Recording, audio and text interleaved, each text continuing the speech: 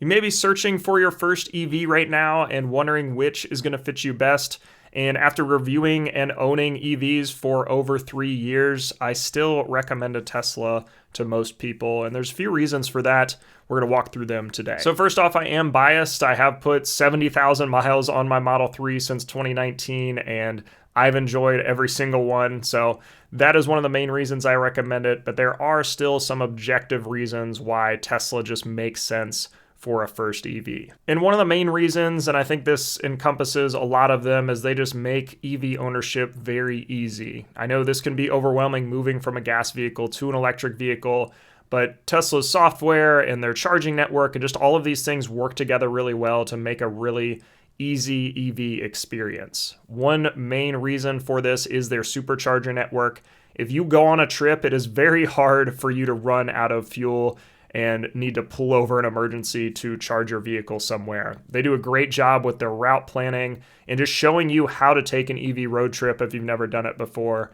And their superchargers are very reliable. Anytime you pull up to one, odds are it is going to be working. And they've continued to expand this network as well. Road trips that may have been a little dicey, that didn't have a lot of charging stops on them when I was traveling a few years ago, now are super easy to get through. I've got multiple options for charging along my route. So even if one supercharger isn't working, there's another one just 30 miles away that I could stop at. They've also got lots of warnings in place, so if you are not going to make it to your destination, it will tell you to stop and charge so that you don't run out of battery. And overall, this process is just super straightforward. It's very hard to screw up if you just listen to the car and follow the directions that it's giving you in terms of charging and stops you need to make. Along with that, they have also updated a lot of the software recently to make just charging make more sense as a driver. So if you are seeing lower charging speeds or something just isn't quite looking right with charging, they have a lot of information, bubbles, and alerts that pop up that show you why your car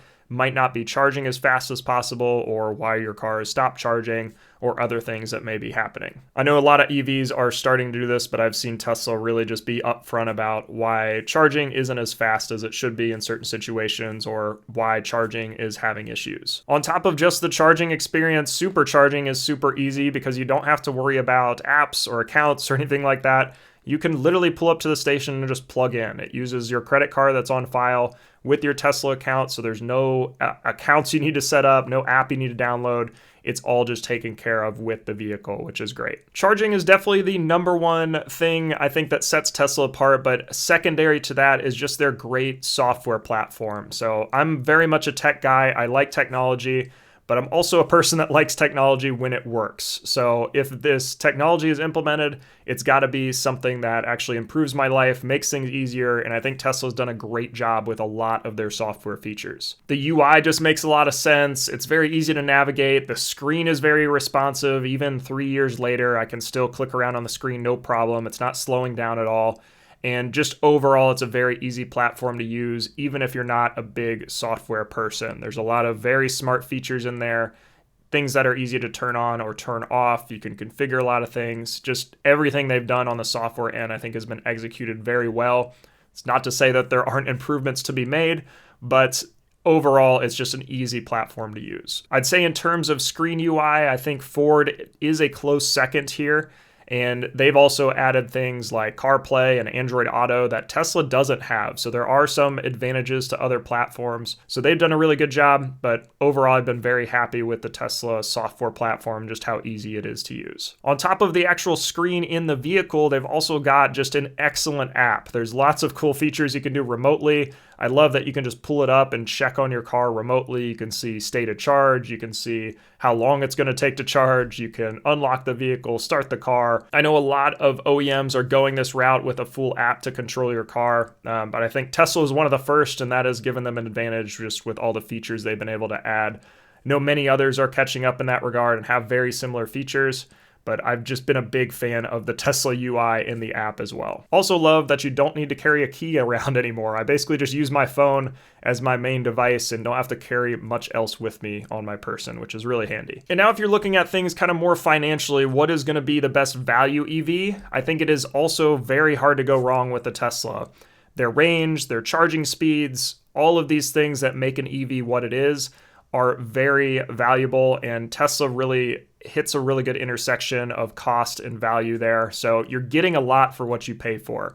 I think a few years ago, Tesla was one of the more expensive EVs out there. I think they've kind of now hit price parity with a lot of other EVs on the market. And with the features they add, with the supercharger network, with the range, the charging speeds, just all of these things come together to make a really valuable EV. That's also very efficient. So it's going to beat a lot of vehicles out there on efficiency, especially some of those lower end Model 3s and Model Ys. And another big bonus is they just added the federal tax credit back in effect for Teslas. So you can take advantage of that again. And that really evens out the playing field along with some other EVs out there. So those three reasons, the EV ownership being easy, the great software and UI, and just the overall value of Tesla vehicles really just makes them an easy recommendation as a first EV.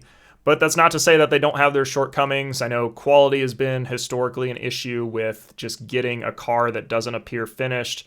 I think a lot of those things are a little bit overblown. It's easy to just see all of the negative comments, but there's thousands, millions of people now that own Tesla vehicles and have had minimal problems. So sometimes that can be a little bit overblown. I've certainly had some issues with my car. It hasn't been completely smooth every mile, but I've been able to get those fixed. Tesla service has been very good, and the area I'm in, the service center, is pretty solid. So a lot of those have been fixed. And it does seem that with the new version of the Model 3 and just the updates they've made over time have made the Model 3 and Y especially very good and way more solid than they've been in years past. So that is also another reason it can be an easy recommendation. So that'll do it for this video. If you are looking at an EV, let me know why or why not you're considering a Tesla. If you ended up purchasing a Tesla or a non-Tesla, I'd love to hear about your purchasing decision, what EV you chose and why you did or didn't like what you chose. I'd love to hear about it down in the comments. That'll do it for today, and I'll talk to you in the next video.